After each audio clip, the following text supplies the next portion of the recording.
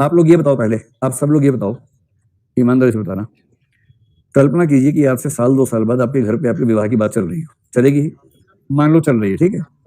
और इस बीच में आपने कहा कि पेरेंट्स से कहा कि मैं अपनी इच्छा से विवाह करना चाहता हूँ या करना चाहती हूँ, मान लीजिए। और हर व्यक्ति के पेरेंट्स तो जैसे नहीं होंगे, हर समाज का अपना माहौल होता है। और मान लीजिए आपके पेरेंट्स ये कह दें कि ये हमारे घर में नहीं चलेगा। आप में से कितने लोग इस फैसले के लिए अपने पेरेंट्स और परिवार के विरुद्ध विद्रोह करने को तैयार हैं? हाथ खड़ा करें जरा। ऐसे लोगों की संख्या 10 के आसपास है। अब तनाव मत लीजिए, तनाव मत लीजिए, मैं सिर्फ कुछ सवाल पूछ रहा हूँ। अच्छा रुको रुको, पहले ये बताओ, आप में से कितने लोगों को पता है कि विद्रोह की नौबत नहीं आएगी, मान जाएंगे? हाथ खड़ा कर लो बस। अब खुश हो गए आप लोग कि आप चाह रहे थे हमारे पेरेंट्स का सम्मान नहीं हुआ, तो सम्मान कर दिया उनका। चलो भाई, बहुत सारे बच्चे हैं, उनको दिक्कत नहीं है कि वो कहेंगे, पेरेंट्स कहेंगे वाह वाह क्या बात है, ले आओ, उठा लाओ, जो भी है ले आओ उसको, है ना? बढ़िया हो गया। अब बताओ कितने लोग मानते हैं कि हमारे पेरेंट्स हमारी चॉइस के मामले में नकारात्मक मूड रखेंगे, सकारात्मक नहीं रखेंगे? ऐसे लोग कहते हैं। ऐसे लोगों की संख्या करीब 25 है। अब बताओ आप में से ऐसे कितने लोग हैं जो जानते हैं कि पेरेंट्स हमारी चॉइस को नहीं मानेंगे, लेकिन अंततः आप विवाह करेंगे उन्हीं की चॉइस से, बेशक वो आपकी चॉइस ना हो? हाथ खड़ा कर लो, शर्मा मत, एकदम मत शर्माओ। ऐसे लोगों की संख्या करीब 15 के आसपास है, 15-20। मैं आपसे ये नहीं कह रहा कि आप अच्छा करेंगे बुरा करेंगे क्या करेंगे, मैं सिर्फ ये जानना चाह रहा हूँ संख्या कितनी है। और इस क्लासरूम में ऐसे करीब 20 लोग बैठे हैं। अब इन 20, ईश्वर ना करे कि ऐसा हो आपके साथ, आपको अच्छा जीवन साथी मिले, लेकिन मान लीजिए एक ऐसी स्थिति हुई, अब आप में समाज से विद्रोह करने का साहस नहीं है, समाज ने अपनी इच्छा थोप दी आपके ऊपर, विद्रोह आप कर नहीं पाए, आपने विवाह किया। और ये कहने की बात है कि विवाह के बाद प्रेम हो ही जाता है, कई बार नहीं संगति बैठती इसमें, ऐसा क्या है, नहीं बैठती कई बार। तो कुछ लोग ऐसे जरूर होंगे जो जीवन भर असंगतिपूर्ण जीवन जिएंगे, क्योंकि समाज ने उनको एक खास फैसले के लिए बाध्य किया और वो उस फैसले को मन से अपना नहीं सके किसी भी स्थिति में। इस सेंस में कहते हैं कि भय एक बहुत बड़ी भूमिका इसमें निभाता है। समाधान क्या है?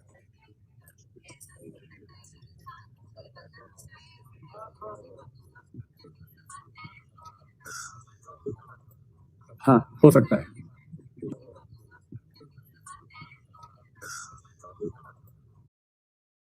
ये वाला सवाल ठीक था। सवाल ये था कि ऐसा क्या नहीं हो सकता कि समाज भय ना पैदा करे?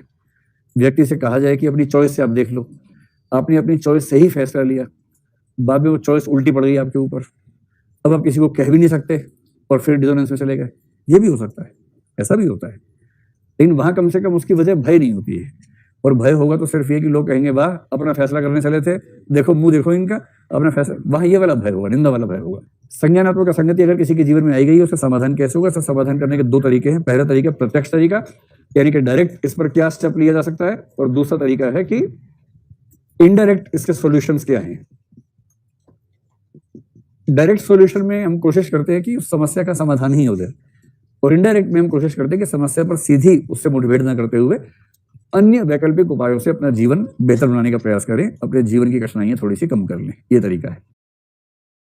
प्रत्यक्ष समाधान में सबसे पहला समाधान तो सीधा सा है कि एटीट्यूड या बिहेवियर में से किसी को बदल लेना।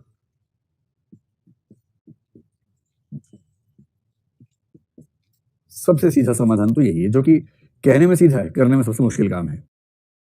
कि आपका एटीट्यूड है एक्स, बिहेवियर है एक्स का विपरीत, वाई मान लीजिए।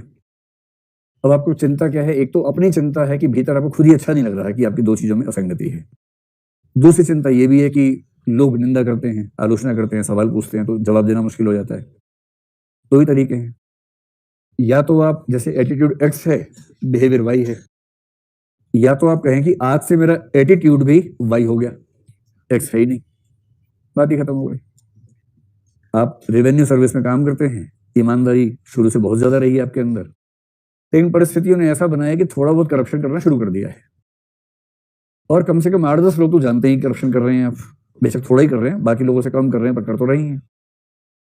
अब आपको खुद भी खराब लगता है सोच के, और उनमें से एक आध व्यक्ति के बाद मुस्कुरा देता है आपको देख के कि और sir welcome to the league, welcome to the team, ऐसे बोले तो मुस्कुरा के, आपको बड़ा खराब लगता है। क्योंकि आपने 50 मंचों पर ये बात पहले कह रखी है कि नौकरी करने का मजा तभी है जब व्यक्ति ईमानदारी से काम करे, वरना क्या रखा है इस सब में।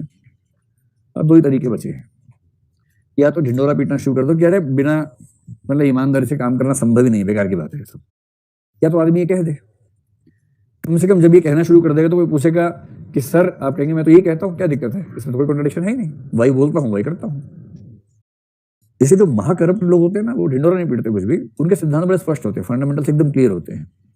कोई उनसे पूछे कि आप करप्शन करते हैं, बोले हाँ तो नौकरी क्यों करते हैं, इसे तो करते नौकरी, और क्यों करेंगे नौकरी, एकदम क्लियर, कोई कंफ्यूजन नहीं। IRS क्यों बनना चाहते हैं, क्योंकि वो IRS है, उसमें आर से रेवेन्यू बनता है, इसलिए करना चाहते हैं, इसमें क्या सोचना है। इतना क्लियर उनका सिद्धांत है कि उन्हें कोई डाउट ही नहीं है, ना संकोच है, उन्हें कोई डिसोनेंस नहीं होने वाला। करप्शन करने की घोषणा थी, करप्शन का इरादा था, करप्शन के लिए तैयारी की थी, करप्शन कर रहे हैं, सुसंगति है जीवन में। और जो कह रहा था कि देश की सेवा करने के लिए IRS बनना चाहता हूं, दिक्कत उसी को है। 8 साल देश की सेवा की, बाकी दोस्तों ने अपने घर बना लिए, बंगले बना लिए, गाड़ियां खरीद ली, ये मारुति 800 में घूम रहा है, पंचर हो जाती बीच बीच में, घर वाले ताना देते हैं कि पापा ने क्या सोचा शादी करी तुमसे, सोचा था IRS हो, पूरा हूं तो नहीं पापा ने थोड़ा सोचा था। अब ये सब होते होते अंत में उसको लगता है कि छोड़ो यार, इस रास्ते पे चलता हूं। पर उन घोषणाओं का क्या करे जो पहले कर रखी हैं, उन घोषणाओं से बचने के लिए या तो घोषणा कर दे कि अब से भाई यही मेरा एटीट्यूड है, और नहीं तो फिर थोड़ा सा और मजबूत रास्ता।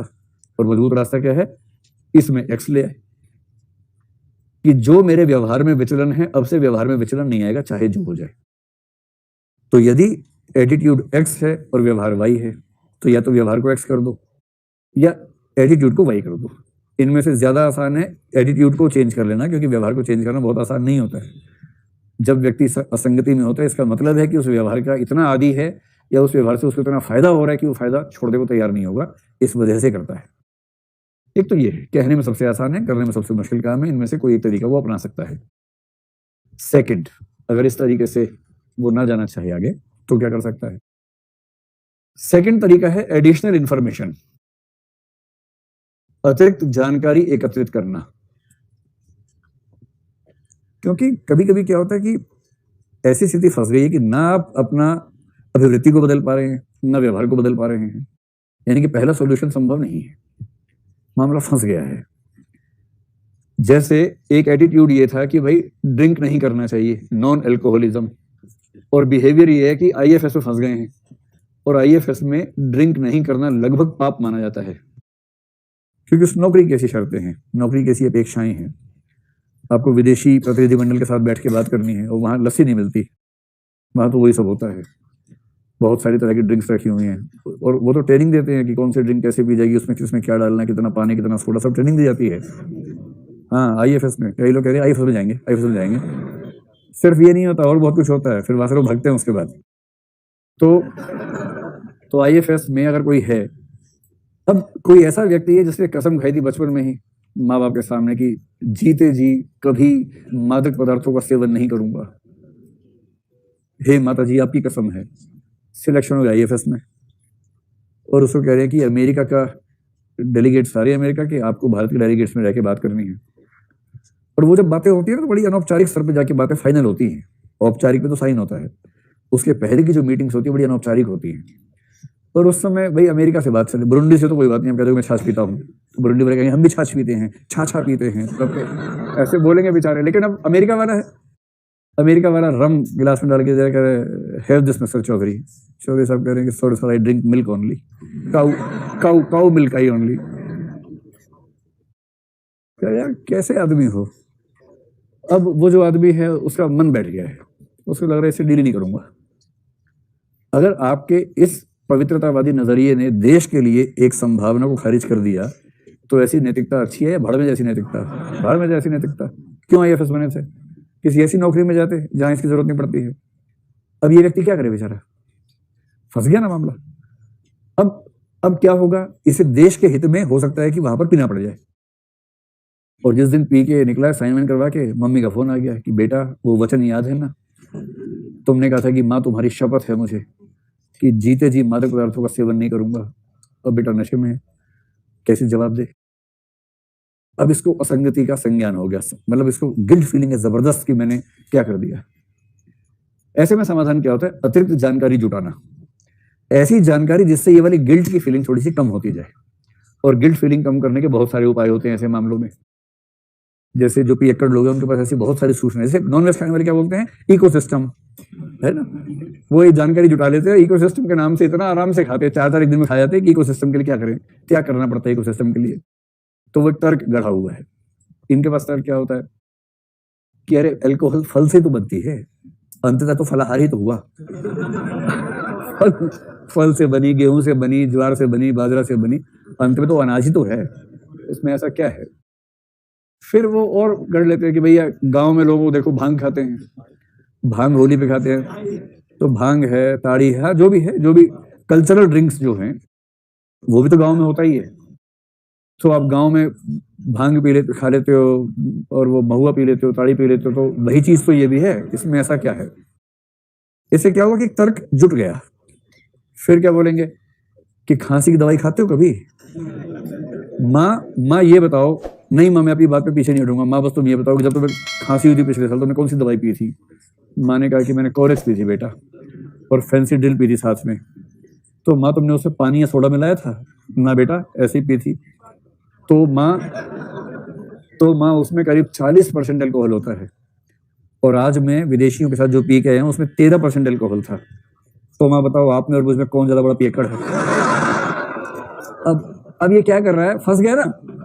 ये अपने आप को बचाने के लिए, अपनी गिल्ट फीलिंग कम करने के लिए ऐसे तथ्य जुटा रहा है जिन तथ्यों को सामने रख के ये साबित कर दे कि वो गलत नहीं कर रहा है, वो मजबूरी हो गई थी और इतनी मजबूरी चलती है, ये वाला भाव लाने के लिए ऐसी जानकारी इकट्ठी कर रहा है। तो ये तरीका ठीक है या नहीं है? ठीक है। पहले अगर पहला स्टेप ना हो पाए तो सेकंड स्टेप से लोग काम चला लेते हैं।